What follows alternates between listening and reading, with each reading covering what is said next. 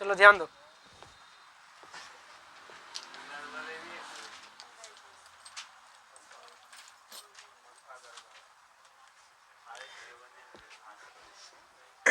चल ध्यान से सुनो, इसके बारे में थोड़ा बढ़िया से पढ़ना है। आरबीसी के मतलब ब्लड के बारे में थोड़ा बढ़िया से पढ़ना है, इससे ज़्यादा प्रश्न पूछता है। और जितना यहाँ पे हम लिखे ये टोटल प्रश्न पूछा भी गया है, ठीक है ना। हम तुम पढ़ाए थे ब्लड यानी रक्त। रक्त को दो भाग में बांटते हैं, एक बोलते हैं ठोस भाग, एक बोलते हैं तरल भाग। तो तरल भाग को हम क्या बोले थे? प्लाज्मा कहते हैं। हम लोग प्लाज्मा के बारे में पढ़ चुके हैं। आज पढ़ना है रक्त के ठोस भाग जिसे बोलते हैं रुधिराणु, है ना। और रुधिराणु के 3 भाग होते हैं, आरबीसी, डब्ल्यूबीसी और प्लेटलेट्स, ठीक है ना। तो ये कई बार एग्जाम में पूछा गया है। आरबीसी के बायोलॉजिकल नाम, ये तुमको ज़्यादा याद रखना, ठीक है ना। ध्यान सुन, आरबीसी के बायोलॉजिकल नाम, इसको बायोलॉजी की भाषा में आरबीसी क्या होती है? ये क्या लिखा है? इरेथ्रोसाइट। कई बार क्वेश्चन पूछा है इरेथ्रोसाइट किससे कहता है? ऑप्शन में रहता है आरबीसी, डब्ल्यूबीसी, प्लेटलेट्स, ठीक है ना, या इनमें से सभी को। तो याद रखना, आरबीसी के बायोलॉजिकल नाम है इरेथ्रोसाइट, है ना। इसकी संख्या कितना होता है ब्लड में, है ना? 50 लाख होता है। और इसका जीवन काल कितना होता है? 120 दिन। उसी प्रकार डब्ल्यूबीसी को बायोलॉजिकल भाषा में क्या बोलते हैं? इसको बोलते हैं ल्यूकोसाइट। और इसका जो संख्या होता है वह करीब कितना होता है? 10,000 के आसपास होता है। और इसकी जो जीवन काल होता है वह 3 से 4 दिन, लगभग 4 दिन के आसपास होता है, ठीक है ना। इसको ये सब ध्यान में रखना है। डब्ल्यूबीसी का जीवन काल कितना होता है? 304 दिन या लगभग 4 दिन के आसपास होता है। इसकी संख्या होता है 10,000। इसकी बायोलॉजिकल नाम होता है ल्यूकोसाइट। उसी प्रकार प्लेटलेट्स, इसको बायोलॉजिकल नाम में क्या बोलते हैं? थ्रोम्बोसाइट। क्या बोलते हैं? थ्रोम्बोसाइट। और इसकी संख्या ब्लड में कितना होता है? लगभग 2 लाख होती है। और इसका जीवन काल होता है 6 से 7 दिन, ठीक है ना। अब जो हमें पढ़ना है, मतलब आरबीसी के बारे में थोड़ा डिटेल से पढ़ेंगे, फिर डब्ल्यूबीसी के बारे में डिटेल से पढ़ेंगे, आप प्लेटलेट्स के बारे में थोड़ा डिटेल से पढ़ेंगे। जैसे देखो, जैसे तुम लोग पढ़ने के लिए बैठना, बोलते बात करने के लिए है, यहाँ पर समझा रहा है, बात कर, ध्यान सुन। अब जैसे तुम लोग देखता होगा, जो बहुत आदमी पढ़ने के लिए बैठता है, 1 घंटा पढ़ता है, कमर दर्द, है ना, ये दर्द करने लगता है, शरीर दर्द करने लगता है, नींद आ जाता है। ऐसा क्यों होता है ना। तो इन्हीं 3 के बारे में हम डिटेल से जानेंगे, जिसमें हम सारी चीज़ पढ़ेंगे कि नींद ज़्यादा क्यों लगता है ना, शरीर गर्म, जब बुखार आता है तो हमारा शरीर गर्म क्यों हो जाता है। ये तीनों चीज़ के बारे में अब पढ़ते हैं डिटेल से, ठीक है ना। तो तुम अगर इतना लिखा है तो लिख लो, अगर नहीं लिखा है ना, नहीं लिखा है तो लिख लो, और जो लिखा है इसके लिए तो कोई बातें नहीं है, ठीक है ना। देख लो किसको किसको ये सब नहीं लिखा है, ये तीनों तुमको ऑब्जेक्टिव में प्रश्न बनता है, ठीक है ना। आरबीसी का बायोलॉजिकल नाम, इसको बोलते हैं इरेथ्रोसाइट। इसकी संख्या होती है 50 लाख। इसका जीवन काल होता है लगभग 120 दिन होता है। और डब्ल्यूबीसी को बायोलॉजिकल नाम क्या बोलते हैं? ल्यूकोसाइट। इसका जीवन संख्या कितना होता है? 10,000। इसका जीवन काल कितना होता है? 304 दिन। उसी प्रकार प्लेटलेट्स, इसको क्या बोलते हैं? थ्रोम्बोसाइट। इसकी संख्या कितना होता है? 2 लाख। इसका जीवन काल कितना होता है? 6 से 7 दिन। इतना उतारो फास्ट में।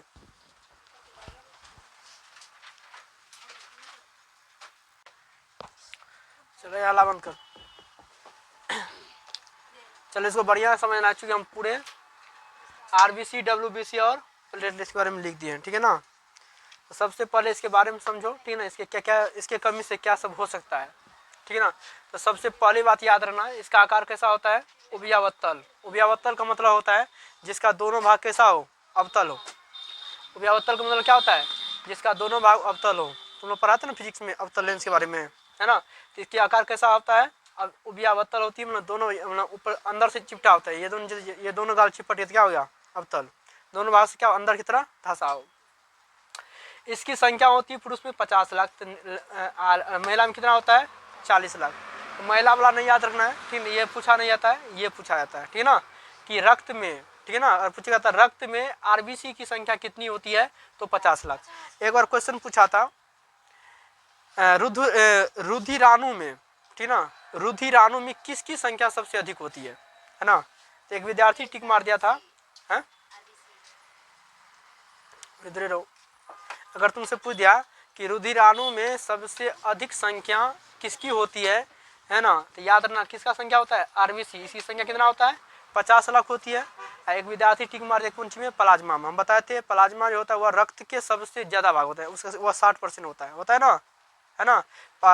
पूरे रक्त में सबसे अधिक मात्रा में कौन होता है? प्लाज्मा होता है, लगभग 60% बताए थे।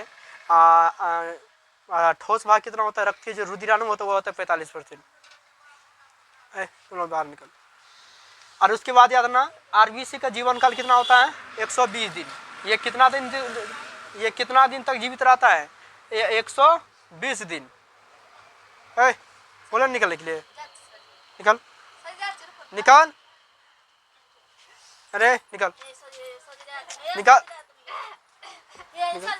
चलो बाहर निकल, वो तो लिखो पता चल ना चौकी पर निकल।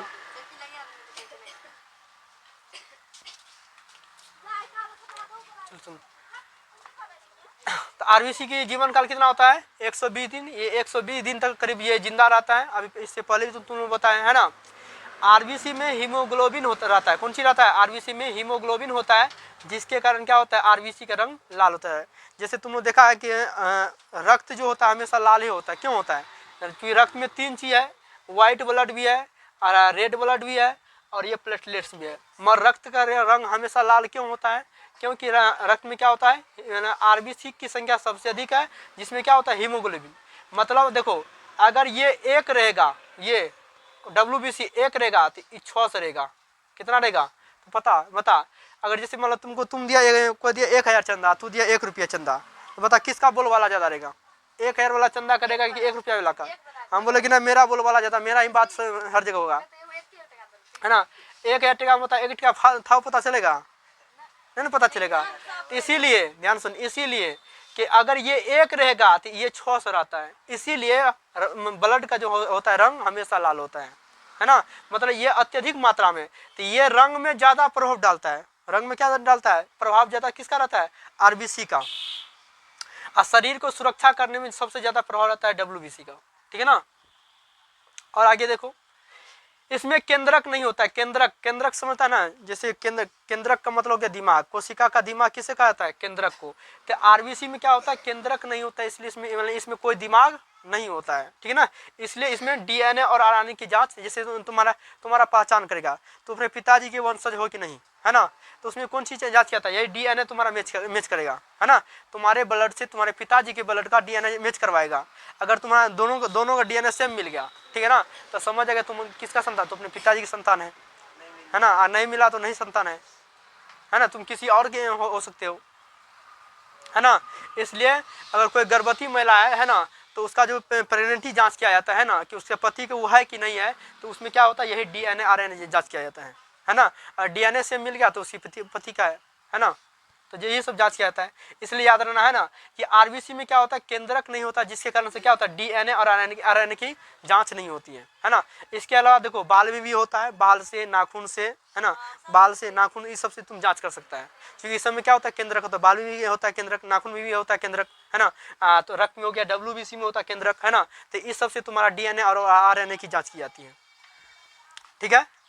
उसके बाद लिखे आरबीसी में हीमोग्लोबिन के कारण एनीमिया नामक रोग होता है, ठीक है ना। अगर ये शरीर में आरबीसी कमी हो गया तो तुम्हें कौन सा रोग हो जाएगा एनीमिया। एनीमिया क्या है बुखार है ना। शरीर को बुखार, तुम्हारे शरीर में बुखार किसके कमी से आता है कि आरबीसी में अगर हीमोग्लोबिन अगर कम हो गया, ठीक है ना, हीमोग्लोबिन अगर कम हो गया तो तुम्हारे शरीर में मतलब रोग हो जाएगा। अब वह कौन सा रोग होगा एनीमिया रोग। ये भी क्वेश्चन पूछा है आरबीसी में किसके कमी से एनीमिया नामक रोग होता है, तो हीमोग्लोबिन की कमी से एनीमिया नामक रोग होता है। तो हीमोग्लोबिन लगभग कितना होना चाहिए हमारे रक्त में, कम से कम हम यहाँ लिखे 14 डेसीग्राम होता है। कितना आरबीसी में कम से कम 14 डेसीग्राम होनी चाहिए, है ना। अगर इतना मात्रा रहेगा तो तुम्हारे शरीर में कभी भी कोई भी बीमारी नहीं हो सकती है, ठीक है ना।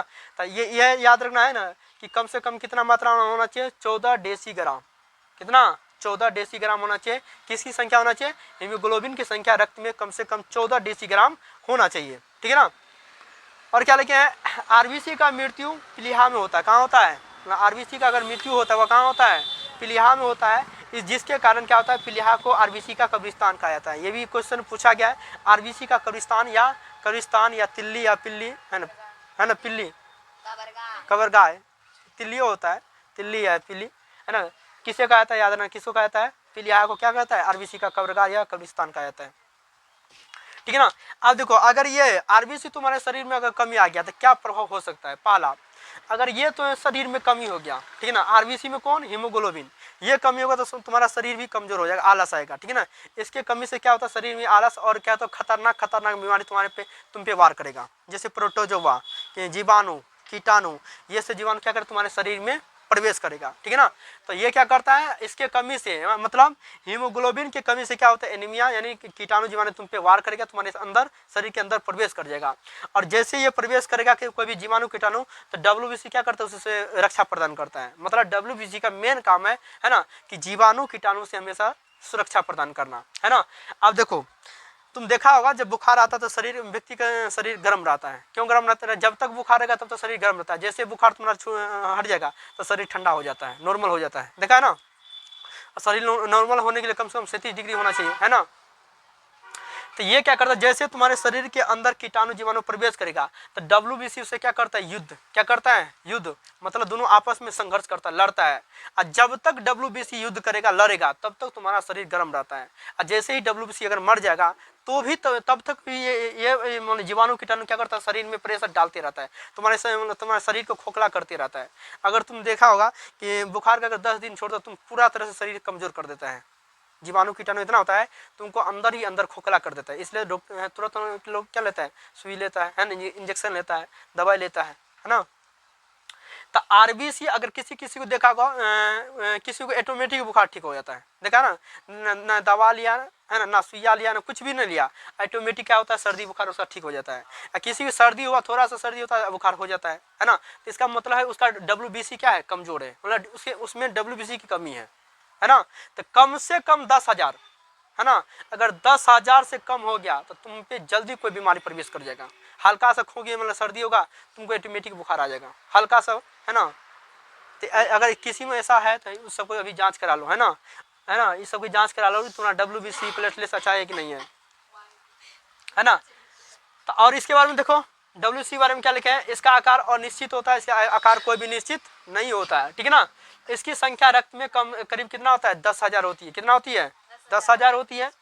इसका जीवन काल होता है 3 से 4, लगभग 3 से 4 दिन, एक्यूरेट 4 दिन याद रखना है, कितना दिन, 4 दिन इसको याद रखना है ना, कि आरबीसी डब्ल्यूबीसी का जीवन काल कितना होता है, लगभग 4 दिन होता है, करीब 4 दिन।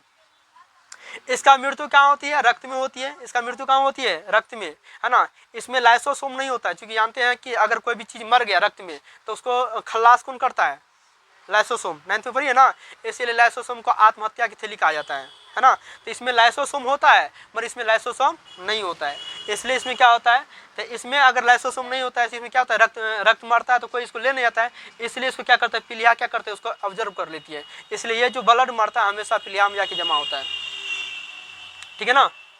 और इसमें लेकिन इसकी मृत्यु रक्त में ही होती है, और इसे लिम्फोसाइट नामक कोशिका इसे खाया जाता है, कौन खाया जाता है, इसे इसके मृत्यु होने के बाद इसे कौन खाया जाता है, लिम्फोसाइट कोशिका, एक T4 कोशिका होती है ना, T4 कोशिका, वो इसको क्या करता है, खा जाता है, क्या करता है, खा जाता है। और क्या लिखे हैं, डब्ल्यूबीसी हमेशा जीवाणु कीटाणु से रक्षा प्रदान करता है ना। अगर तुम्हारे शरीर में अगर कोई बुखार कोई जीवाणु कीटाणु अगर प्रवेश कर गया तो उससे रक्षा प्रदान कौन करता है, डब्ल्यूबीसी। जैसे वही बोले तुमको अगर एनीमिया हो गया, जैसे हीमोग्लोबिन की कमी से एनीमिया होता है, जैसे तुम्हारे शरीर में कोई जीवाणु कीटाणु प्रवेश कर रहा है तो ये इससे क्या करता है, युद्ध करता है, मतलब तुमसे तुम्हारे शरीर को रक्षा प्रदान करता है।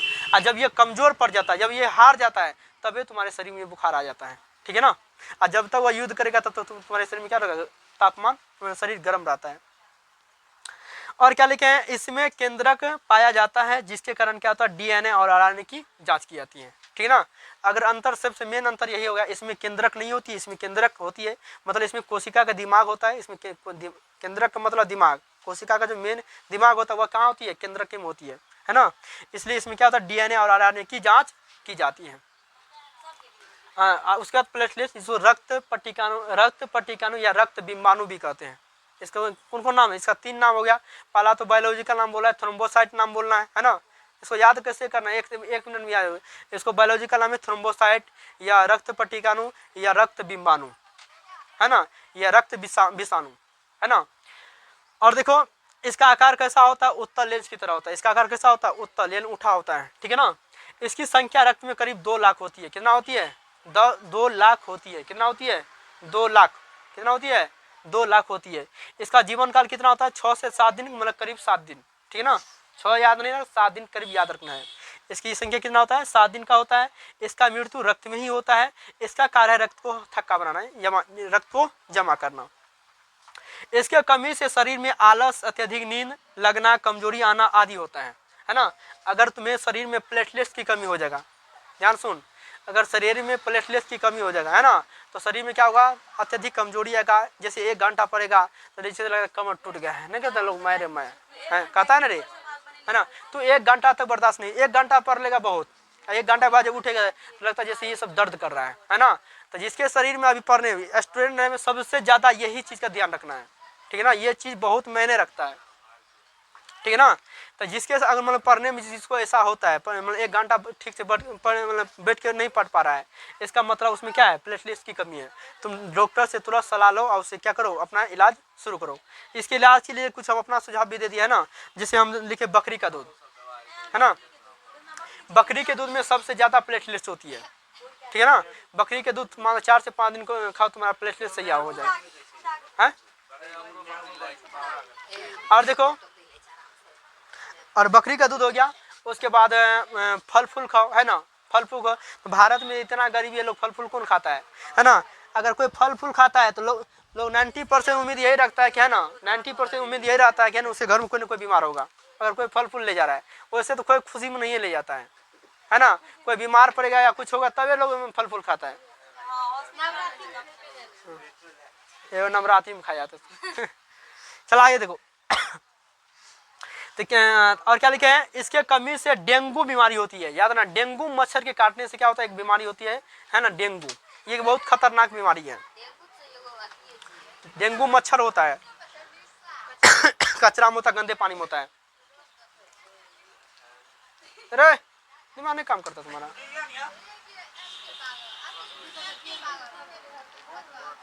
आगे देखो, इसके बचाव के लिए क्या करना चाहिए? बकरी का दूध पीना चाहिए। समझिए तुम लोग। अब याद कैसे करना, ध्यान से देखो। पहला याद करना है WBC की जीवन काल 120 दिन, सॉरी RBC का जीवन काल 120 दिन, WC का जीवन काल 4 दिन, एक्यूरेट याद करना है। और उसके प्लेटलेट्स का जीवन काल 7 दिन। RBC का संख्या होती है 50 लाख, WBC की संख्या होती है 10,000 और प्लेटलेट्स की संख्या होती है 2 लाख। कितना होती है? 2 लाख। उसके बाद याद रखना RBC का कब्रिस्तान किसे? पिलिहा को कहा जाता है। किसको कहा जाता है? पिलिहा को कहा जाता है। इसका मृत्यु कहाँ होता है? पिलिहा में होती है, इसलिए से पिलिहा को क्या कहता है? RBC का कब्रिस्तान कहा जाता है। इसका मृत्यु कहाँ होती है? रक्त में ही होती है ना। जिसे लिम्फोसाइट नामक कोशिका क्या करती है? इसे खा जाती है, ठीक है ना। और WBC का मेन काम क्या है? ये इसे क्या करता है? रक्षा प्रदान करता है। चलो ओके, हमको भी हो रहा है। चलो सुनो, WBC के मेन काम याद रखना, ये हमेशा जीवाणु कीटाणु से ये क्या करता है? रक्षा प्रदान करता है। अब तुमको याद होगा ना, शरीर हमेशा बुखार आने पे गर्म क्यों होता है ना। बुखार इसलिए गर्म होती है जब जीवाणु कीटाणु तुम्हारे शरीर में प्रवेश करता है तो WBC उससे क्या करता है? लड़ता है। और जब तक दोनों युद्ध करेगा, लड़ेगा, तब तक बॉडी गर्म रहता है। समझी ना। और जिसका WBC कमजोर हो जाएगा उसको क्या हो जाएगा? उसके अंदर क्या होता है? बीमारी प्रवेश कर जाता है।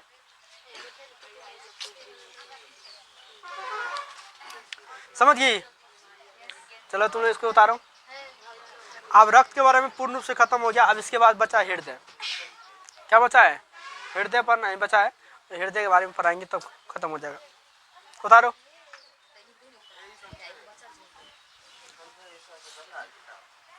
अरे समझा, किसी को अगर ज्यादा नींद आ रहा है, समझे ना, शरीर में कमजोरी आ रहा है, सर्दी खोखी हल्का आता है और शरीर कमजोर, पढ़ने में मन नहीं लगता है ना। पढ़ने की इच्छा तो बहुत करता है मगर पढ़ नहीं पाता है, तो उससे किससे तुम्हारा कौन सी कमी हो गई शरीर में? प्लेटलेट्स। मान लो तुम्हारा इच्छा बहुत कर रहा है पढ़ने का और फिर भी तू ठीक से पढ़ नहीं पा रहा है।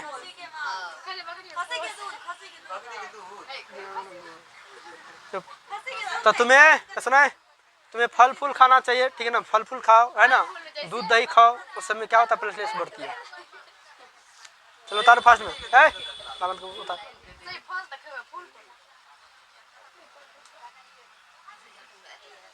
उतारो फास्ट में।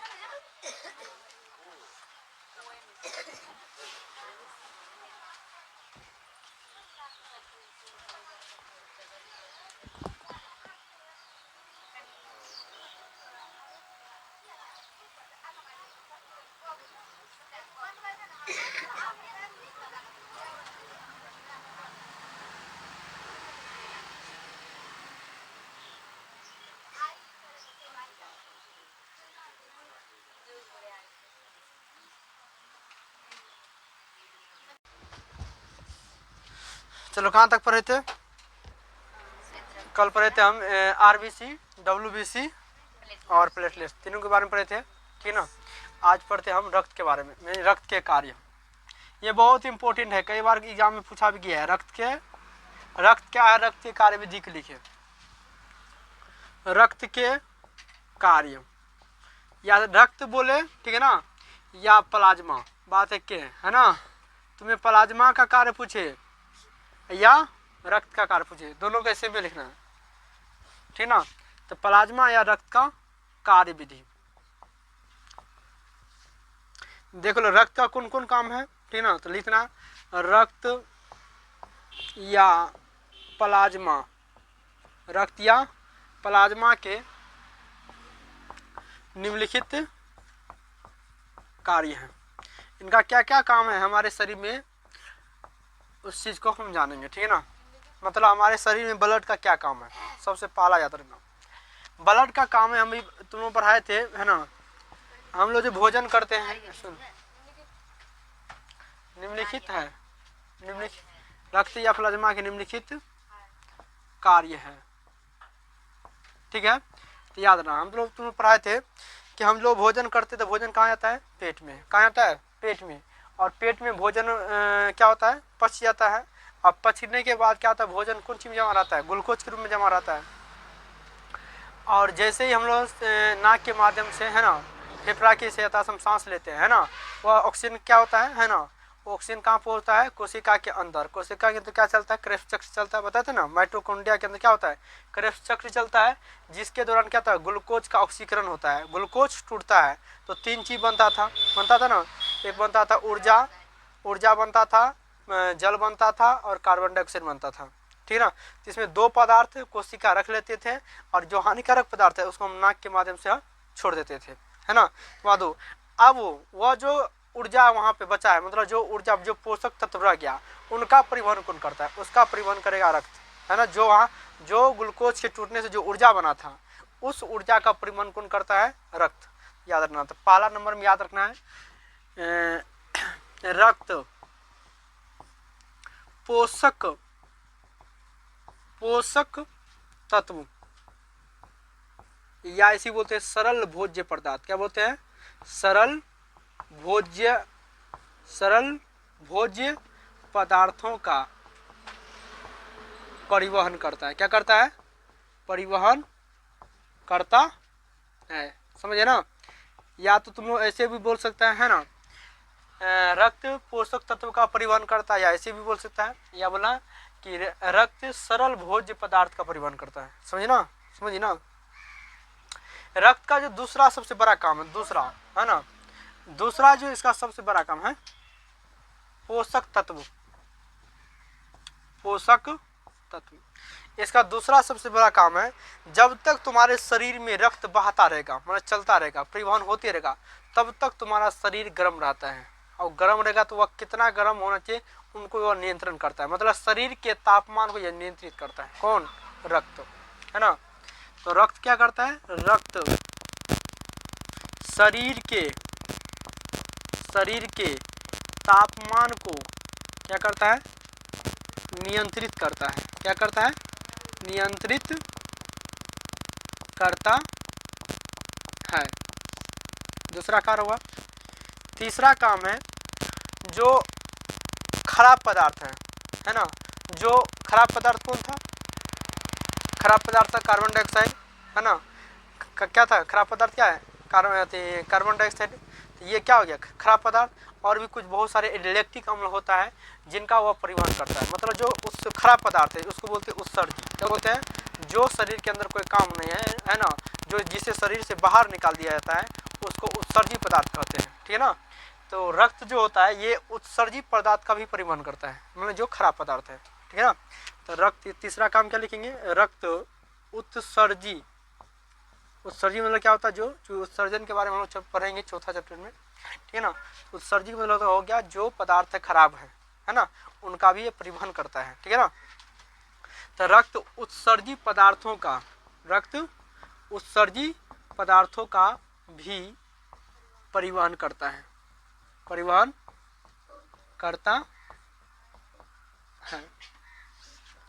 तीसरा काम, तीसरा काम हो गया ना। चौथा काम है कि अभी हम लोग सांस ले रहे हैं, तो सांस को ले आने जाने में कौन मदद करता है, हीमोग्लोबिन। कौन मदद करता है, हीमोग्लोबिन। हीमोग्लोबिन कहाँ रहता है, रक्त में रहता है। इसका मतलब है कि गैस का परिवहन भी रक्त ही करता है ना, है ना। तो रक्त गैसों में कौन, O2 प्लस में CO2, है ना, O2 और CO2। रक्त गैसों का परिवहन करता है। किसका परिवहन करता है, गैस, रक्त किसका परिवहन करता है, गैस, यानी O2 और CO2। पांचवा काम क्या है, देखो रक्त जब भी बहता है तो प्रेशर से बहता है। जैसे तुमने देखा होगा तुम्हारे शरीर का कोई भी नस कट जाए तो वो प्रेशर से बहता है ना, बहुत फास्ट से खून बहेगा, है ना। इसका मतलब है कि रक्त क्या करता है, शरीर के अंदर एक दबाव बनाता है ना। अब मान लो तुम्हारे शरीर के अंदर हर जगह रक्त बह रहा है, ऐसा है कि तुम्हारा ऑटोमेटिक चमड़ी फट गया रक्त के बहने से, है ना। तो शरीर के अंदर एक दाब बना के रखता है, दाब को नियंत्रित करके रखता है रक्त, समझे ना। तुम्हारे शरीर में रक्त का प्रेशर कितना होना चाहिए इनका भी वह नियंत्रित करता है ना। तो क्या लिखेंगे, रक्त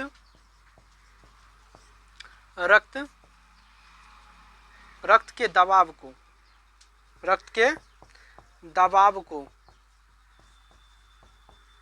रक्त नियंत्रित करता है। रक्त के दबाव को रक्त क्या करता है, नियंत्रित करता है। तो क्या हुआ, 5 कार्य हो गया, है ना। और बोल सकते हैं रक्त क्या करता है, जो लैक्टिक अम्ल होता है, ठीक है ना, लैक्टिक अम्ल, ठीक है ना, जो लैक्टिक अम्ल होता है ना, उनका भी एक परिवहन करता है। तो रक्त लैक्टिक अम्ल का परिवहन कहाँ तक करेगा, लैक्टिक अम्ल जिससे शरीर से बाहर निकल जाता है, कहाँ तक ये परिवहन करेगा, गंतव्य स्थान तक, मतलब जहाँ से शरीर से बाहर निकल देता है। तो रक्त लैक्टिक अम्ल का परिवहन गंतव्य स्थानों तक करता है। तो ये 6 कार्य हैं, है ना, रक्त के, ठीक है ना। तो ये कार्य को तुमको, है ना, समझ में पूरा आ गया होगा कि रक्त क्या हमारे शरीर में क्या क्या काम है। तो पहला काम क्या हम बोले हैं कि रक्त पोषक पदार्थ का परिवहन करता है, जो अच्छा पदार्थ है शरीर के। जैसे मान लो हम लोग भोजन करते हैं तो पेट में भोजन रहता है ना, पेट में ही क्या होता है, मतलब ग्लूकोज के रूप में जमा रहता है, और वही ग्लूकोज का ऑक्सीकरण होता है ना, ग्लूकोज का ऑक्सीकरण होता है। तो क्या सारा ऊर्जा पेटे रख लेता है ना, हाथ में, पैर में, मुंह में, कान में, हर जगह चाहिए ऊर्जा का, है ना। तो उस ऊर्जा का परिवहन कौन करता है, यही रक्त करता है। कौन करता है, रक्त क्या करता है, पूरे शरीर में क्या करता है, उस पोषक तत्व को क्या करता है, भेज देता है, यानी हर एक कोशिका तक पहुंचाने का काम करता है। दूसरा, रक्त शरीर के तापमान को नियंत्रित करता है ना। अभी बताते हैं जब तक तुम्हारे शरीर में ब्लड बहता रहेगा तब तक तुम्हारा शरीर क्या होगा, गर्म रहेगा, है ना। जिस दिन तुम्हारा मृत्यु हो जाएगा, मर जाएगा, उस दिन तुम्हारा शरीर ठंडा पड़ जाएगा, है ना। तुम देखना कोई इंसान जब मर जाता है उनका शरीर क्या होता है, ठंडा हो जाता है। इसका मतलब है कि उनके शरीर में रक्त बहना बंद हो जाता है और रक्त पानी बन जाता है, ठीक है ना। तो वैसे ही बताए थे रक्त का 55% क्या होता है, शरीर में 90% पानी है ना। पूरे शरीर में कितना परसेंट, 90% पानी है। तो ये दूसरा काम है कि रक्त क्या करता है, शरीर के तापमान को नियंत्रित करता है। तीसरा काम है रक्त उत्सर्जी पदार्थ, जो हमारे शरीर के अंदर खराब पदार्थ बन रहा है ना, उनका भी ये परिवहन करता है। चौथा, ये हमारे गैस का परिवहन करने में मदद करता है। रक्त के दबाव को क्या करता है, रक्त नियंत्रित करता है। मतलब ये जो होता है रक्त, ये रक्त के दबाव को क्या करता है, रक्त नियंत्रित करता है। रक्त लैक्टिक अम्ल का वही परिवहन करता है, कहाँ तक करेगा, ये गंतव्य स्थानों तक ये परिवहन करता है, ठीक है ना। तो ये लिखो। इसके बाद आज हम पढ़ेंगे हृदय के बारे में। किसके बारे में पढ़ेंगे, हृदय के बारे में पूरा उतारो।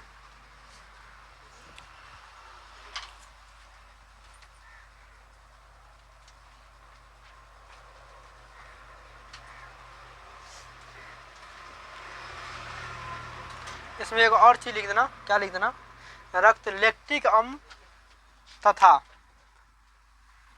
रक्त लैक्टिक अम्ल तथा हार्मोन, किसका, हार्मोन का परिवहन, रक्त लैक्टिक अम्ल तथा हार्मोन का परिवहन गंतव्य स्थानों तक करता है, स्थानों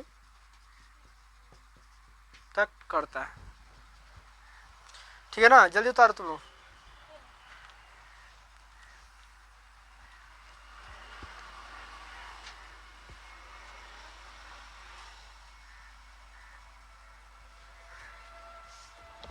और लिख दो।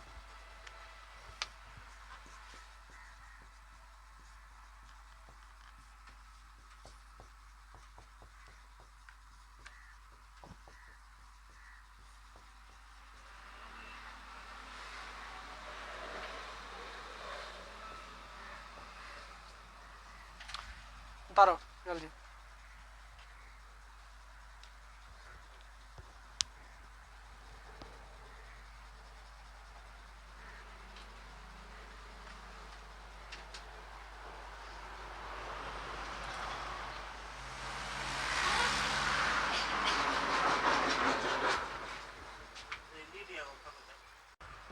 चल ध्यान दे, किसी को बात नहीं करना, बढ़िया से ध्यान से देखेगी, ठीक है ना। किताब को भी उम्र रख, जितना बता रहे उतना पढ़, ठीक है ना। बाकी किताब को देखना बाद में। तुम लोग हृदय के बारे में पढ़ा रहे, समझे ना। हृदय जिसको अंग्रेजी में क्या बोलते हैं, हार्ट, क्या बोलते हैं, हार्ट। और उसको हिंदी में बोलते हैं दिल, क्या बोलते हैं, दिल, है ना। जिगर नहीं बोलते, जिगर तो लीवर होता है। तो हम हृदय को ही क्या बोलते हैं, दिल बोलते हैं, और अंग्रेजी में उसको हार्ट बोलते हैं, ठीक है ना। तो आज तुम लोगों को बताएंगे क्या है ना, कि दिल है ना, दिल का मेन काम है, याद रखना, दिल का एक ही काम होता है, रक्त को पंप करना, है ना। ये पंप का मतलब होता है रक्त को पूरे शरीर में फैलाना, बस उसका एक ही काम है, और कुछ भी काम नहीं है रक्त का, दिल का एक ही काम है ना। लोग देखा तो है, लोग बहुत ऐसे चित्र बनाता है ना, ऐसे बनाता है, ऐसे बनाता है, ऐसे में तीर मार देता है ना, नहीं मारता है तो तीर में यानी दिल में छेद कर देता है। अब तू बता, अगर दिल में हल्का सा झटका आ जाता तो लोग को हार्ट अटैक आ जाता है। हल्का सा अगर ये गति में आ गया तो हार्ट अटैक, इंसान मर जाता है। अगर छेद हो गया तब नहीं बचेगा। लोग कहता है दिल कठोर होता है, दिल तो कोमल होता है, कि मांस का बनल एक संरचना होता है, दिल कठोर कैसे है? वही ना, तो दिल नहीं, लोग कहता है दिल टूट गया, बहुत सारे गानों लोग बोलते हैं दिल टूट गया। दिल टूटता नहीं है, टूटता है मस्तिष्क। क्या टूटता है? मस्तिष्क। तो लोग आगे 5वां चैप्टर में पढ़ाएंगे, है ना, समन्वय और समन्वय चैप्टर में, नियंत्रण और समन्वय चैप्टर में मस्तिष्क टूटता है। मस्तिष्क में होता है हाइपोथैलेमस। तो हाइपोथैलेमस के टूटने से क्या होता है, प्यार मोहब्बत जितना भी चीज होता है वही सब नफरत में बदलता है ना। वो सारा जब मस्तिष्क के बारे में तुम पढ़ाएंगे 5वां चैप्टर में, तब तो लोग कहता है दिल टूट गया, है ना। लोग गलती बोलता था, सबसे ज्यादा चीज नहीं बोलता रहे। तो चलो आज दिल के बारे में पढ़ते हैं। दिल का वास्तविक काम क्या होता है, दिल का वास्तव में आकार कैसा है। दिल ऐसा आकार का नहीं होता है, ठीक है ना। ये अगर ये दिल बनाएगा तो लोग खाली चप्पल जूता खाता है, नहीं बनाएगा। अगर तू कहीं घूम के लिख के अगर किसी लड़की दिखा दिया तो लड़की क्या देगा, बोले बढ़िया है। ये चप्पले जूता देने वाला ये दिल है ना।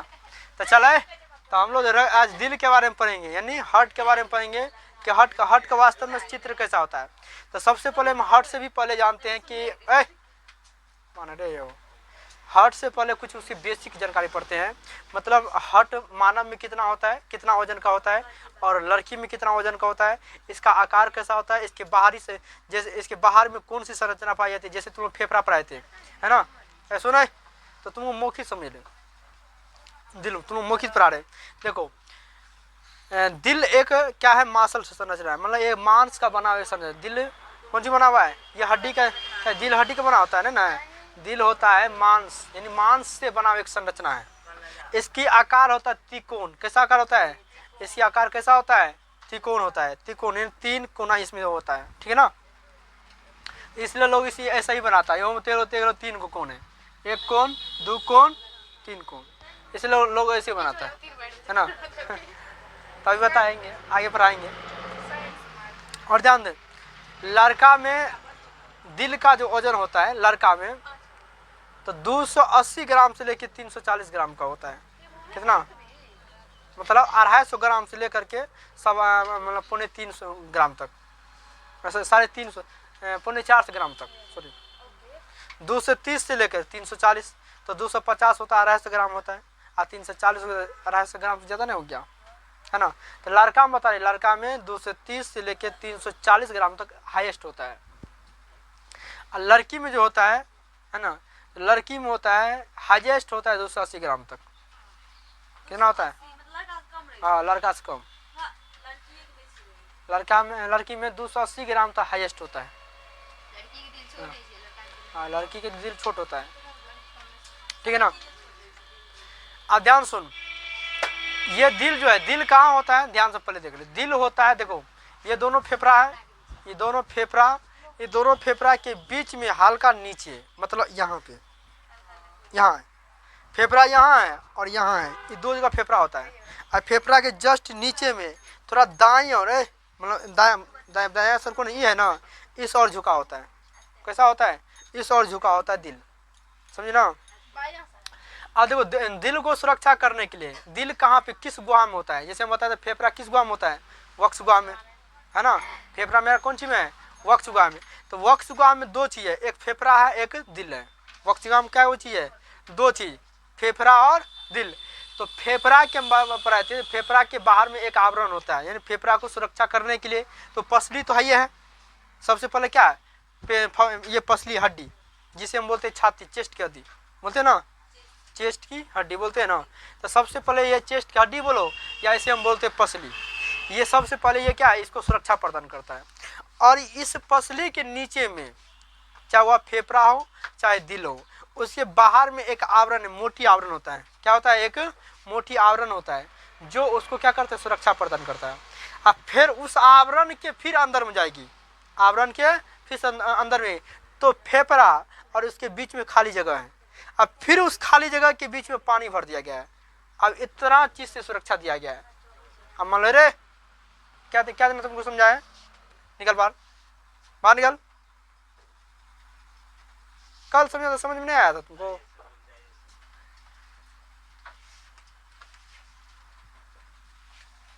चल ध्यान सुन, तो क्या बताए, तो देखो फेफड़ा और दिल को कितना चीज सुरक्षा प्रदान किया गया। पहले पसली के अंदर मतलब पसली के अंदर क्या होता है, उसके ऊपर से जैसे पन्नी का कवर नहीं होता है, उसी प्रकार से उसको एक कवर लगाया गया है। तो फेफड़ा में लगाया था, तो उसको बोलते प्लूरल मेम्ब्रेन बोले थे, है ना। ये जो दिल है, तो दिल के जो बाहर में जो आवरण है उसको बोलते हैं पेरिकार्डियल। क्या बोलते हैं, पेरिकार्डियल। क्या बोलते हैं, पेरिकार्डियम। क्या बोलते हैं उसको, पेरिकार्डियम झिल्ली। इसको क्या बोलते हैं, पेरिकार्डियम। और वह झिल्ली किस चीज का बना होता है, पेरिटोनियम झिल्ली के। कौन चीज से होता है, पेरिटोनियम से बना होता है। एक दोहरी झिल्ली होती है, जो जिसे हम बोलते हैं पेरिकार्डियम झिल्ली। क्या बोलते हैं, पेरिकार्डियम, समझे ना। तो सबसे पहले देखो, अभी हम बता रहे सिर्फ दिल के बारे में, फेफड़ा के बारे में पढ़ा चुके हैं, दिल के बारे में पढ़ा है। दिल को कैसे याद रखना, बोला सबसे पहले बोलेगा दिल कहाँ पे स्थित होता है, बोलेगा किस गुहा में, तो दिल बोलेंगे वक्ष गुहा में होता है। वक्ष गुहा में कहाँ पे, तो वक्ष गुहा में दोनों फेफड़ा, देख लो हाथ से याद है, दोनों फेफड़ा के थोड़ा नीचे दाईं ओर झुका होता है। दोनों फेफड़ा सुनो, पसली के अंदर दोनों फेफड़ा के बीच में, दोनों फेफड़ा के बीच में थोड़ा दाईं और धसा होता है, हल्का लटका होता है, वहां पे क्या होता है, दिल होता है, समझी ना। और ये किस गुहा में होता है, वक्ष गुहा में। और पूछे बता कि दिल जो है किस आवरण से ढका हुआ है, तो दिल के ऊपर कवर होगा ना रे। अगर मान लो दिल के ऊपर अगर नहीं रहेगा तो हम लोग दौड़ते हैं तो झटक क्या करें, ढकर ढकर करता नहीं करता। जैसे तुम लोग स्कूल जाता होगा तो मतलब एक ही बैग में गिलासों ले लो, चम्मचे ले लो, क्या होता है, थालियों ले लो, है ना, सब कुछ ले लो जितना चाहिए अगर वगैरह होता है, और दौड़ो तो अगर उसके बीच में कवर नहीं रहेगा तो क्या होगा, झन झन झन झन बोलेगा, बोलेगा ना। उसी प्रकार तुम कितना फास्ट दौड़ता है तो तुम्हारे शरीर में कोई झनझन बोलता है, कोई चीज नहीं। हर एक चीज के ऊपर में क्या कवर लगा हुआ है, हर एक चीज एक दूसरा से क्या संपर्क में नहीं है। उसी प्रकार दिल के ऊपर में एक आवरण है, उस वो आवरण कैसा है, दोहरी झिल्ली का बना है, मतलब उसमें डबल कवर है, एगो कवर नहीं है, डबल कवर। वो बना कौन चीज है, पेरिटोनियम से बना हुआ है। कौन चीज से बना हुआ है, पेरिटोनियम से बना हुआ है। वो दोहरी झिल्ली होती है जिसे बोलते हैं पेरिकार्डियम। क्या बोलते हैं, पेरिकार्डियम। अब वह झिल्ली, उस झिल्ली के अंदर एक और अंदर में गुहा है, मतलब खाली जगह जहाँ पे दिल है, उस दिल और वो झिल्ली के बीच में एक गुहा है, उसको कहा गया पेरिकार्डियल गुहा। क्या बोलते हैं, मतलब ये दिल है और ये झिल्ली है, झिल्ली और दोनों के बीच में क्या है, गैपिंग दे दिया है। हो सकता है कि ये झिल्ली पे कोई घर्षण मार दे, है ना, कुछ आपस में रगड़े, मान लो दौड़ेगा और वो तुम्हारा वो जो मतलब ये पेरिकार्डियल जो झिल्ली है, मान लो ऐसे ऐसे घर्षण कर रहा है, अगर दिल उसके संपर्क में रहेगा तो हो सकता है दिल में भी घिसाट पड़ सकता है, घाव हो सकता है। इसलिए भगवान बड़ा सोच के बनाया था, तो वह झिल्ली और वो दिल के बीच में हल्का खाली रास्ता छोड़ दिया, है ना। खाली रास्ता, अब बोलेगा खाली रास्ता भी रहेगा कि हो सकता है दौड़ेगा तो भी उसमें हो सकता है दिल उछल की तरह आ जाए, नहीं हो सकता है ना। इसलिए उसके बीच में द्रव भर दिया, उसको बोलते हैं पेरिकार्डियल द्रव। जिस प्रकार से फेफड़ा भरा था उसको बोले थे म्यूकस, है ना। उसी प्रकार से दिल और पेरिकार्डियल झिल्ली के बीच में एक द्रव भरा होता है, उसे बोलते हैं पेरिकार्डियल द्रव। और वो पेरिकार्डियल द्रव कहाँ होता है, पेरिकार्डियल गुहा में होता है। पेरिकार्डियल गुहा के बाहर में कौन सी झिल्ली होती है, पेरिकार्डियम। क्या होता है, पेरिकार्डियम झिल्ली किसी बना होता है, पेरिटोनियम का दोहरी झिल्ली होता है, समझिए ना। याद हो गया फेफड़ा के बारे में, समझिए ना। इसके आकार कैसा होता है, तिकोना होता है। पुरुष मिस का वजन कितना आता है, 280 से लेकर के 280 से पुरुष में 280 से लेकर 340 ग्राम तक। महिला में होता है, वो तो अति महिला में बता नहीं, महिला में होता है 280 ग्राम तक हाईएस्ट होता है, मगर पुरुष में 280 से शुरू होता है, 280 से लेकर 340 ग्राम तक पुरुष में होता है ना। अब महिला में 230 से लेकर के 280 ग्राम तक। इतना हम चीज दिल के बारे में हम समझिए। आप पढ़ते हैं, ध्यान सुनो। दिल में ये जो दिल है इसमें 4 गो वेसम है, मतलब ब्लड को आने जाने के लिए, मतलब ब्लड जैसे मान लो हमारे शरीर में ब्लड तो मस्तिष्क से, मतलब ऐसा सबसे पहले ब्लड कहाँ आता है, सबसे पहले आता है ब्लड फेफड़ा में आता है, सॉरी फेफड़ा में सबसे पहले आता है कहाँ पे, दिल में। दिल से शरीर के सभी अंग तक पहुंचता है ब्लड, मतलब दिल जिस और भेजेगा उसी और ब्लड जाएगा। अगर जिस और तुम्हारा दिल ब्लड को नहीं भेजेगा, अगर खून आना जाना बंद हो जाएगा, वह भाग तुम्हारा मोटा, इतना मोटा हो जाएगा, समझना। अगर शरीर के किसी भी भाग में अगर ब्लड नहीं पहुंचा तो वह भाग मोटा होकर के इतना मोटा हो जाएगा, उसको बोलते हैं फैलेरिया बीमारी। क्या बोलते हैं, फैलेरिया। जहाँ रक्त का आना जाना बंद हो जाता है उस वह भाग तुम्हारा क्या हो जाएगा, फूल जाएगा, और दर्द भी काफी कर सकता है ना। तुम लोग देखा होगा, तुम हल्का से याद रखना, जैसे तुम लोग सुइया देता है, देखा है ना, सुइया देता है तो इससे क्या करता है, ब्लड को बांधे, मतलब ब्लड बहे नहीं इसलिए उसको कस के बांध देता है, नस को बांध देता है ताकि नस जाम हो जाए। और जैसे देखा उसका सुइया देगा तो दर्द ज्यादा करता है ना। और जब तक ब्लड वैसे वैसे भोंकेगा, तुम लोग देखिएगा बिना बांध के देगा तो सॉरी भोंकने के बाद तो तार को खोल देता है, दर्द होता है देखिए ना। जब सुइया नस में घुस जाता है तो क्या करता है, जो जिससे तुमको बांधा रहता है उसको खोल देता है, अथवा आराम से घुसिया रहा है, कोई दर्द नहीं हो रहा है, होता है ना। चल ध्यान सुन। तो चलो आज हम पढ़ते हैं दिल के बारे में। आप ध्यान सुनो, तो हम क्या बताए, दिल में 4 चैम्बर होता है। कितना होता है? 4 चैम्बर। जितना भी इस धरती पे जितना भी इस धरती पे जीव है जो अपने बच्चे को जन्म देती है और उसे दूध पिलाती है, जानवर, जितना भी स्तनधारी जीव है जो अपने बच्चे को दूध पिलाती है, जो बच्चे को जन्म देता है, उसमें 4 गो चैम्बर होता है। कितना? रक्त बहने के लिए 4 चैम्बर होता है। कितना होता है? 4 चैम्बर। मतलब उसके पास जो दिल होता है उस दिल में क्या गो चैम्बर होता है? 4। समझे ना? जितना भी, चाहे वह पुरुष हो चाहे वह स्त्री हो, है ना, जितना भी हम क्या जीव बताए जिसके पास स्तन है ना, भले उसमें वो अपने बच्चा को पैदा नहीं कर रहा है, जैसे पुरुष बच्चा को पैदा नहीं करता है, मतलब महिला बच्चा को पैदा कर सकता है। तो चाहे वह पुरुष हो चाहे महिला हो, दोनों में चैम्बर कितना होता है? 4 होता है। उसके बाद जितना भी उड़ने वाला जीव हो गया, हम बता जो बच्चा पैदा कर सकता है ना, ये याद रखना, सिर्फ जो बच्चा पैदा कर सकता है आया। और जितना भी उड़ने वाला जीव है उसमें चैम्बर क्या होता है? 4 होता है। कितना? चैम्बर का वेस्म, उसे हिंदी में वेस्म बोलते हैं। रक्त बहने के लिए उसमें जगह होता है, उसको भाग बोलते हैं। ऐसे होता है, चलो सुन, ऐसे होता है ना, मान लो। तो इस तरह से ऐसे होता है, 4 गो चैम्बर होता है। क्या होता है? 1 चैम्बर, 2 चैम्बर, 3 चैम्बर और 4 चैम्बर। तो ये किस में होता है 4 चैम्बर? जितना भी स्तनधारी जीव है जिसके पास स्तन होता है, जो अपने बच्चे को जन्म देती है, जो अपने बच्चे को दूध पिलाती है, तो उसमें 4 गो चैम्बर होता है। चैम्बर को हिंदी में बोलते हैं वेस्म, है ना। तो तुमसे पूछ देगा मानव में कितना वेस्म होते हैं? तो 4 गो होता है। बकरी में 4, कुत्ता में 4, पुरुष में 4, महिला में 4, बाघ में 4। समझ ना? तो जितना भी स्तनधारी जीव है, तो स्तन तो सबको होता है ना। उसके बाद देखो, जितना भी उड़ने वाला जीव हो गया, उसमें उड़ने वाला में कौन आएगा? पक्षी। तो पक्षी में भी कितना चैम्बर होता है? 4 होता है। क्या होता है? 4 गो होता है। ठीक ना। इसका नाम देखो, सुनो, मेरा दायां हाथ किधर है? इस तरह है ना। तो इस सर वाला को बोलेंगे ऊपर वाला को बोलते हैं अलिंद। क्या बोलते हैं? और नीचे वाला को बोलते हैं निलय। क्या बोलते हैं? ऊपर वाला को अलिंद और नीचे वाला को निलय। इसको बोलेंगे दायां अलिंद, दायां अलिंद, दायां अलिंद, बायां अलिंद। ये दायां है ना रे, आई बायां है ना। तो ऊपर वाला को बोलेंगे दायां अलिंद, इधर वाला को बोलेंगे बायां अलिंद, दायां बायां। फिर नीचे वाला को बोलते हैं निलय, तो दायां निलय, बायां निलय। समझ ना? तो 4 को होता है। उसके बाद जितना भी रेंगने वाला जीव है, रेंगने वाला समझती है ना, जितना भी धरती पे सुत के चलता है, सांप जैसे हो गया रेंग के, है ना, जो पैर के बल पे नहीं चलता है, चाहे वह पैर के है ना, पैर के चाहे रेंग के चलने वाला जीव हो गया, जैसे सांप हो गया, तो उस सब जीव में जो चैम्बर किस है, गिरगिट हो गया, गिरगिट हो गया, बेगना,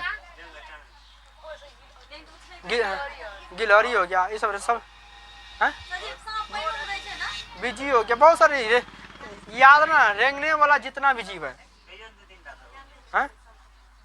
जितना गिलहरी हो गया, गिलहरी हो गया, सांप हो गया, नकार हो गया, ये सब रेंग के चलता है, बिजी हो गया, चले बहुत सारे जीव है। अरे उसके छोटका प्यार से मतलब नहीं, वो सब रेंगे ही चलता है। चले सुन, तो उसमें कितना चैम्बर होता है? जितना भी रेंगने वाला जीव है उसमें होता है 3। कितना होता है? जितना भी रेंगने वाला जीव है उसमें होता है 3। ये सब याद रखना, ऑब्जेक्टिव में प्रश्न बनता है ना।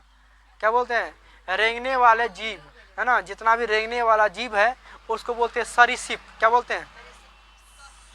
उस सभी में जो चैम्बर होता है यश तो वो कितना होता है? 3। मगर इसका 2 गो अपवाद है। इसका 2 गो अपवाद कौन है? पहला होता है वो घड़ियाल, घड़ियाल भी चलता है रेंग के, घड़ियाल, और मगरमाछ, मगरमाछ भी चलता है रेंग के। इस दोनों में 4-4 चैम्बर होता है। ये 2 का अपवाद है, ठीक है ना। और उसके बाद हो गया मत्स्य, जो पानी के अंदर मछली हो गया, तो मछली के अंदर मात्र में 2 ही वेस्म होते हैं। मतलब ये वाला ये 4 गो नहीं, एक ऊपर वाला एगो नीचे वाला, ये नहीं, दुइये को होता है। कितना होता है? इसलिए मछली में ब्लड जो बहता है वह प्रेशर से नहीं बहता है, सुना, वह धीमी गति से बहता है, उसमें नस तो हो भी नहीं करता है ना। तो मछली में कितना चैम्बर हो गया? 2। ये सब याद रखना बहुत ही, है ना। तो मछली को बोलते हैं मत्स्य वर्ग, क्या बोलते हैं? और मानव को, जिसके पास स्तनधारी होता है, उसको बोलते हैं मेमेलिया, क्या बोलते हैं? मेमेलिया वर्ग। तुमसे पूछे बता मेमेलिया वर्ग में कितना चैम्बर या विश्व में होता है? 4 गो होता है। ए बीज में क्या गो? ए बीज के अंदर आता है पक्षी, कौन आता है? पक्षी। ए बीज में होता है 4, टी बीज में होता है 4 गो। उसके बाद हो गया सरीसृप, रेंगने वाला जंतु, उसमें होता है 3। अब बाद में हो गया घड़ियाल और मगरमच्छ, ये 2 गो। तो चलो इसके बारे में आप लिखाते हैं, समझिए तुम लोग।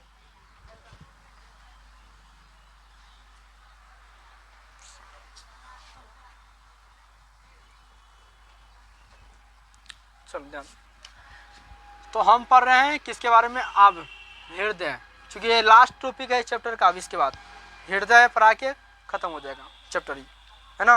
हृदय पर आके ये चैप्टर तुम्हारा क्या हो जाएगा? पूर्ण रूप से खत्म। हृदय थोड़ा डिटेल से आधा तो तुमको बताइए दिए। अब हृदय कैसे कैसे रक्त को पंप करता है, इसके बारे में सिर्फ समझना है। पंप कैसे करता है, बस हो गया, खेला खत्म। उसके बाद पढ़ना तब शरीर के अंदर जो नस है ना, तो हमारे शरीर में बहुत सारे नस हैं, उस सभी नस में कैसे ब्लड मतलब किस प्रकार से बहता है, उस सभी चीज़ के बारे में थोड़ा पढ़ना है। बस 2 टॉपिक रह गया। चल देख ले। हृदय, हृदय को हिंदी में इसको बोलते हैं दिल, सॉरी उर्दू में बोलते हैं दिल, हिंदी में बोलते हैं हृदय। उर्दू में इसको क्या बोलते हैं? दिल, हिंदी में बोलते हैं हृदय। इसको अंग्रेजी में बोलते हैं हार्ट, क्या बोलते हैं? हार्ट, समझे ना। तो पूछेगा मानव या मेमेलिया, मानव या मेमेलिया वर्ग, इसको बोलते हैं स्तनधारी, क्या बोलते हैं? स्तनधारी जीव। इसमें पूछेगा चेम्बर की संख्या, क्या पूछेगा? क्या पूछेगा? चेम्बर या इसको बोलते हैं वेस्म की संख्या।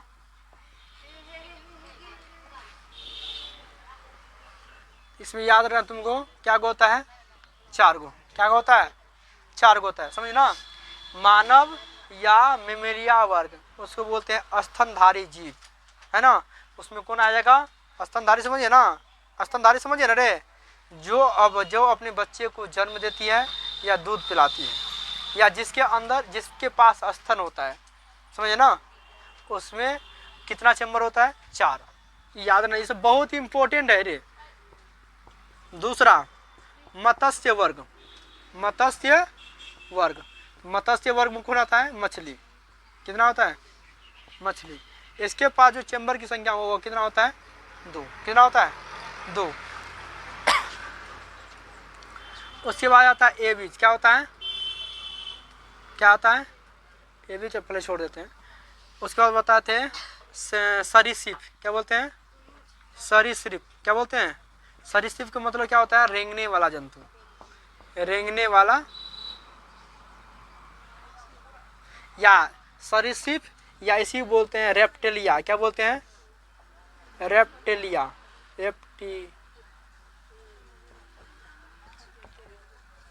क्या बोलते हैं इसको रे? रेप्टिलिया। रेप्टिलिया मतलब क्या होता है? रेंगने वाला जीव। क्या होता है? रेंगने वाला जीव, है ना। रेंगने वाला जीव में कौन कौन आता है? सांप, क्या आएगा? सांप, क्या आ जाएगा? सांप हो गया, है ना। क्या हो गया? सांप हो गया। और कौन चीज चलता है रेंग करके, है ना? गिलहरी,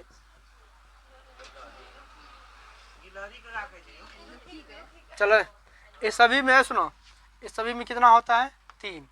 कितना होता है? 3। कितना होता है? कितना होता है रे? 3।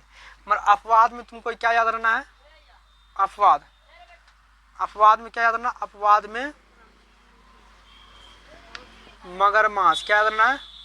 मगरमाछ,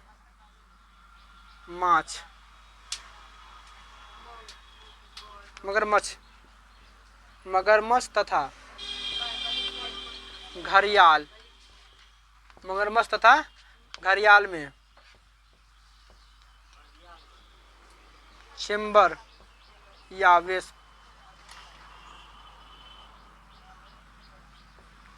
की संख्या कितना होती है? 4 होती। कितना होती है? 4 होती है। उसके बाद चौथा उभयचर जीव कौन हो गया? कौन हो गया? उभयचर जीव, उभयचर जंतु। उभयचर जंतु में कौन आएगा? मेढक। कौन आएगा? उभयचर जंतु में कौन आएगा रे? मेढक। कौन आएगा? उभयचर में मेढक आता है। कौन आता है? तो मेढक। तो इसमें जो चेम्बर की संख्या होता है वो कितना होता है? 3 होता है। कितना होता है? मेढक में कितना होता है? 3। मेढक सबसे मतलब जो दोनों जगह मजा ले सके, है ना, जो दोनों, जो जल और थल दोनों जगह मजा लेता है ना, जो पानी में मजा लेता है, जो धरती में मजा लेता है ना, उसको बोलते हैं उभयचर जंतु। कुछ सांप भी ऐसा है ना, जो पानी के अंदर भी रहता है और पानी के बाहर भी बाहर भी रहता है। तो जो दोनों जगह मजा लेगा उसमें चेम्बर कितना होगा? 3 होगा। 5वां तुम्हें क्या याद रखना? ए बीज। क्या याद रखना? क्या याद रखना है? ए बीज। ए बीज में कौन आता है? ए बीज में आता है पक्षी, उड़ने वाला जीव। ए बीज का मतलब होता है उड़ने। क्या होता है? उड़ने वाला जीव। उड़ने वाला जीव में कौन आएगा? पक्षी। क्यों आएगा? तो तुमसे पक्षी में पूछेगा कितना चेम्बर होता है, तो याद रखना 3 4। कितना होता है? कितना होता है रे? 4 होता है। तो ये 5 क्वेश्चन कई बार घुमा घुमा के पूछेगा तुमको, खाली यही पूछता है ज़्यादा, ठीक है ना। ये तुमसे पूछेगा तो ये ज़्यादा पूछता है, ये सब नहीं पूछेगा। खाली पूछेगा सरीसृप या रेप्टिलिया में कितना आती है होता है, यही वर्ड पूछेगा। मत्स्य वर्ग में कितना होता है ना। उभयचर जंतु में कितना चेम्बर या वेस्म होता है। ज़्यादा हिंदी में वेस्मे के नाम से ज़्यादा क्वेश्चन पूछता है, चेम्बर अंग्रेजी नाम है, समझे ना। और ए बीज में कितना होता है? तो 4। इतना तुमको याद रखना है, ठीक है ना। अब इसके बाद हम पढ़ेंगे दिल के बारे में, है ना। दिल के बारे में थोड़ा डिटेल से पढ़ना है ना। वैसे तुम अभी पढ़ाइए दिए ना, है ना, आप खाली उसको लिखाना है। तो इसको लिख, अब टाइम हो गया कहीं ज़्यादा, है ना, वो सबको पढ़ाना है ना। अब जो शेष रह गया है ना, तो हो सकता है आप कल उतारो, फास्ट में उतारो, देखते हैं अगर होगा तो लिखा देंगे।